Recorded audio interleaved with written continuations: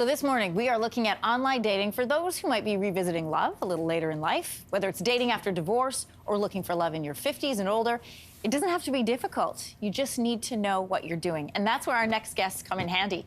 Anne Bookma and Amit met online. They are now helping others do the same, and they join us in studio with their tips on navigating the world of online dating. Great to have you here. Thank you for having us. This is such a great topic. Let's talk, first of all, about the elements of a great profile, which you say is key. Anne, let's start with a picture of Amit that you say is the thing that won you over.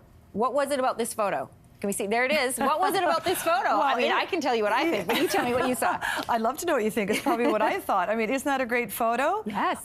Here's a guy, you know, orange shirt. He's got a bottle of wine. He's got a smile. He's like, you know, just somebody you want to meet, warm, open, and friendly. And that's one of the things that's really important about a photo. I mean, the photo is the most important thing on your dating profile. How do you know if you have a bad photo if you think it's good? Well, especially for guys. I mean, we all hear the jokes about the fish photos, the bathroom selfies. Yeah.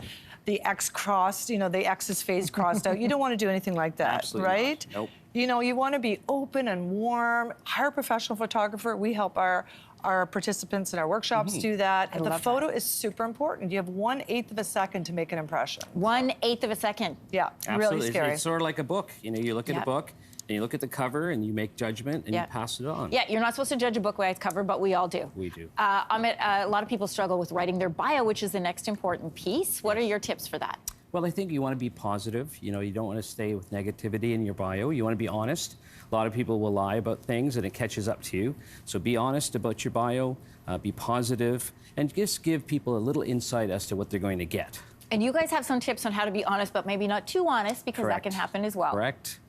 It's a fine line. It is. You know, people draw judgments, and you want to stay positive. You want to give them insight into who you are, but you don't want to overwhelm people because, again, it's a quick decision. Yeah, one of the things Amit did is he had a really great photo, I don't know if we have it, but of a dog, him holding a dog. Dogs are good, fish are not good. No. Okay. But it wasn't his dog. No. But, you know, he let me know that pretty early on. So that's like that's one of those things you where, borrow you know, dogs. it's small. That's a small thing, small right? Faux pas. I borrowed my brother's dog. Yeah. Any friend that had a dog, I would say, can I get a picture of the dog? You know. But also being funny, you know, sometimes men or women will say, I'm really funny. Well, show you're funny. Don't tell us you're funny. And Amit had a great line in his bio that grabbed me right away, which was? Well, you know, I've been in Canada over 50 years, and I said, listen, people are going to see me and going to think, well, you know, what's this guy about? So I said, more like Russell Peters, less like a poo.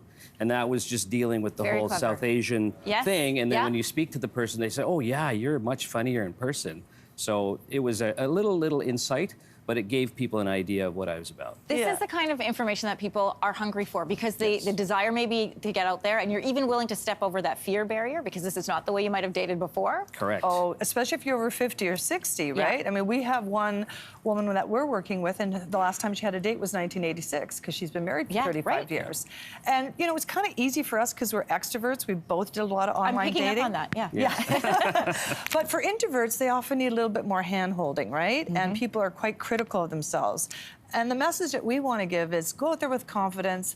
Don't make it the focus of your life. Relationships are so great. It's worth the effort to become more confident with online dating because the payoff can be great. You know? I love this example that you say it's important not to be negative in your profile. For example, instead of saying no smokers, what's an alternative? Well, you could say that you live a healthy lifestyle and you're looking for the same.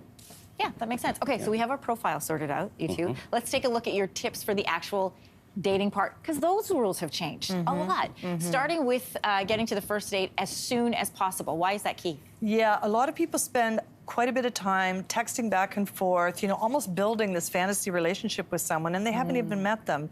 And we all know that within 30 seconds of meeting somebody, you're going to have a feeling whether there's chemistry or not. So you want to get to the first date as soon as possible. Do not waste time in endless texting.